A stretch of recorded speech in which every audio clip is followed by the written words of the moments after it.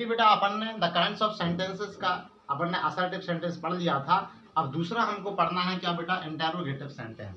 Interrogative sentence को हम हिंदी में कहते हैं प्रश्नवाचक वाक्य। थोड़ा थोड़ा बोला करो, प्रश्नवाचक वाक्य कहते हैं। अब देखिए इसकी परिभाषा क्या होगी बेटा, जिन वाक्यों में आपसे प्रश्न पूछा जाता है, जिन वाक्यों में प्रश्न पूछा जाता है वो क्या होते हैं बेटा, प्रश्नवाचक वाक्य होते हैं। और इसकी पहचान क्या होती है कि वाक्य के अंत में क्या आता है, क्वेश्चन मार्क आता है। क्या आता है बेटा, क्वेश्चन मार्क आता है या प्रश्नवाचक चिन्ह आता है। तो इसकी परिभाषा लिख लीजिए बेटा, जिन वाक्यों से प्रश्न पूछा जाता है, इसकी परिभाषा लिखेंगे अपन, जिन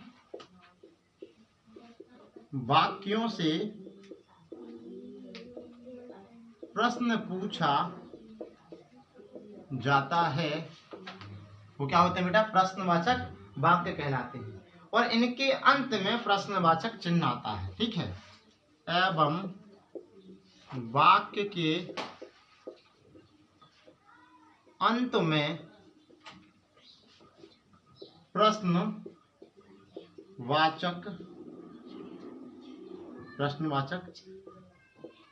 चिन्ह आता है।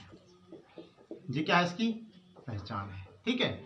अब देखिए जैसे हमने एक उदाहरण लिखा कि क्या राम खाना खाता है, क्या राम खाना खाता है। देखिए बेटा,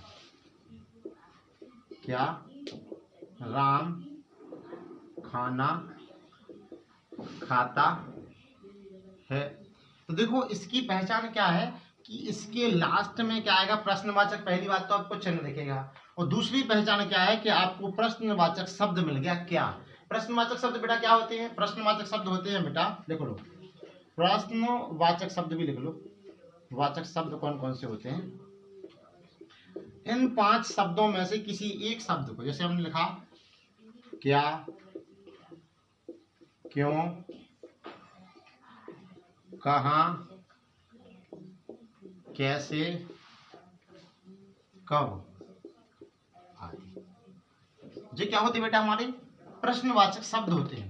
इन 5 शब्दों में से यदि एक भी शब्द किसी वाक्य में आ जाए तो वो वाक्य कैसा बन जाता है बेटा, प्रश्नवाचक बन जाता है, ठीक है। जैसे हमने बोला क्या राम खाना खाता है, राम खाना क्यों खाता है, राम खाना कहाँ खाता है, राम खाना कैसे खाता है, राम खाना कब खाता है। बन गया, आया कि नहीं समझ में। ऐसे बेटा इन 5 में से अगर एक भी शब्द किसी वाक्य में लग जाए ना बाबू, तो क्या बनता है, वो प्रश्नवाचक वाक्य बन जाता है, ठीक है। जैसे आप एक इंग्लिश में भी समझ लो, हमने बोला तुम कहाँ रहते हो, वेयर डू यू लिव, तुम कहाँ रहते हो, तुम कहाँ रहते हो, ठीक है। तो वेयर डू यू लिव। देखो अब वाक्य चाहे हिंदी में लिखा हो चाहे इंग्लिश में लिखा हो, प्रश्नवाचक चिन्ह जरूर आएगा, वो यही आएगा, ठीक है। अब देखो एक अंतर होता है, फुल स्टॉप लगाओगे इंग्लिश में तो ऐसा लगेगा, और हिंदी में लगाओगे तो ऐसा लगेगा, लेकिन इसमें ऐसा नहीं है। दोनों में क्या आएगा, प्रश्नवाचक चिन्ह ही आएगा और एक सा आएगा, ठीक है। इसे फुल स्टॉप कहते हैं इंग्लिश में, इसे पूर्ण विराम हिंदी में कहते हैं, ठीक है। आया समझ में। अब देखो जो बेटा इंटेरोगेटिव सेंटेंसेस है, इसके भी 2 बच्चे हैं, ये भी 2 प्रकार के होते हैं। एक तो सिंगुलर इंटेरोगेटिव, एक क्या होता है, प्लूरल इंटेरोगेटिव। क्या होता है बेटा, सिंगुलर इंटेरोगेटिव और प्लूरल इंटेरोगेटिव। देखो पहला होता है हमारा सिंगल इंटेरोगेटिव, सिंगल इंटेरोगेटिव, और दूसरा होता है डबल इंटेरोगेटिव। बेटा हमने सिंगुलर और प्लूरल कहा था, उसके लिए सॉरी। एक पहला होता है सिंगल इंटेरोगेटिव और दूसरा क्या होता है, डबल इंटेरोगेटिव, ठीक है। अब सिंगल इंटेरोगेटिव में क्या होता है, सिंगल इंटेरोगेटिव में जो वाक्य की शुरुआत होती है बेटा, जो हमारी हेल्पिंग वर्ब्स होती है, helping verb is, am, are, was, were, shall, should, can, could, may, might, etcetera etcetera होती कि नहीं होती है। वाक्य की शुरुआत इनसे होती है। जो वाक्य जब बनाते हैं तो उनकी शुरुआत हेल्पिंग वर्ब से यदि हो तो हेल्पिंग वर्ब से हो और उसमें क्या ना हो, प्रश्नवाचक शब्द ना हो, ठीक है ना, WH वर्ड ना हो, तो वो किस में जाएगा बेटा, सिंगल इंटरोगेटिव में जाएगा। जैसे हमने बोला is there any problem, is there any problem, ठीक है, तो ये किस में जाएगा बेटा, सिंगुलर इंटरोगेटिव में। क्यों कि जो वाक्य की जो शुरुआत हुई है, देखो इज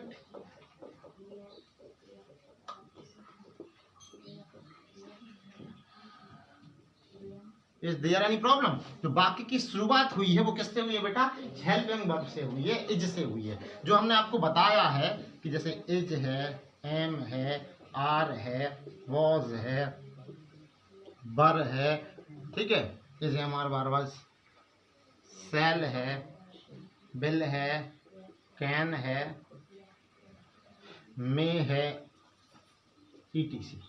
इनमें से और भी शब्द हैं, इनमें से यदि किसी की शुरुआत तक किसी वाक्य से होती है तो वो किस में जाएगा बेटा, सिंगल इंटरोगेटिव में जाएगा, और उसके लास्ट में क्या आना चाहिए, प्रश्नवाचक चिन्ह आना चाहिए, ठीक है। अब हम डबल इंटरोगेटिव को यदि समझते हैं तो डबल इंटरोगेटिव समझ रहे, यदि किसी भी वाक्य की हेल्पिंग वर्ब के साथ है, जैसे व्हाट है, व्हाई है, व्हेन है, ठीक है ना, हाउ है, वेयर है, ईटीसी, इन देखो इनमें से एक भी शब्द के साथ यदि हेल्पिंग वर्ब आपकी आ जाती है, हेल्पिंग वर्ब मतलब इनमें जे भी साथ में आएगा, इसके साथ इसमें से कोई शब्द आ जाए, इनमें से कोई के साथ इनमें से कोई आ जाए तो वो किस में जाएगा बेटा, डबल इंटरोगेटिव में। जैसे हमने आपसे एक प्रश्न पूछा, एग्जाम्पल से समझते हैं, व्हाट इज योर नेम, ठीक है, व्हाट इज योर नेम, तो डबल इंटरोगेटिव क्यों हो गया इसमें, एक तो बेटा प्रश्नवाचक शब्द आ गया, ठीक है, और जी क्या आ गया बेटा, हेल्पिंग वर्ब भी साथ में आया, ठीक है, व्हाट इज योर नेम, तो जी किस में चला जाएगा बेटा, डबल इंटरोगेटिव में चला जाएगा, किस में चला जाएगा बेटा, डबल इंटरोगेटिव में चला जाएगा। और उदाहरण देखते हैं, हु आर यू, हमने बोला आपसे हु आर यू, तुम कौन हो, हु आर यू, तुम कौन हो, आया समझ में, तो ये किस में चला जाएगा बेटा, डबल इंटरोगेटिव, क्योंकि ये है WH वर्ड, WH वर्ड मतलब होता है प्रश्नवाचक शब्द, ठीक है, ठीक है, और ये क्या है, हेल्पिंग वर्ब। यदि हम इसको छुपा लेंगे और हेल्पिंग वर्ब से किसी वाक्य की शुरुआत होगी तो भी इंटरोगेटिव में आता कि नहीं आता है, ठीक है, हालांकि वो सेंटेंस गलत हो जाएगा अभी, लेकिन जब देखो इधर आया ना, इज देयर एनी प्रॉब्लम, यदि इसमें क्या नहीं था, WH वर्ड नहीं था, प्रश्नवाचक शब्द नहीं था, है ना, तो किसमें आया, ये सिंगुलर इंटरोगेटिव में। और इसमें डबल इंटरोगेटिव में क्यों आया, क्योंकि इसमें हेल्पिंग वर्ब के साथ साथ WH वर्ड भी आया है, इसलिए क्या है बेटा, डबल इंटरोगेटिव सेंटेंस है, ठीक है, आया समझ में, ये हो गया इसमें प्रश्नवाचक चिन्ह, ठीक है। अब अगेन वीडियो में, नेक्स्ट वीडियो में बेटा हम ऑप्टेटिव सेंटेंस पढ़ेंगे, ठीक है, पार्ट्स ऑफ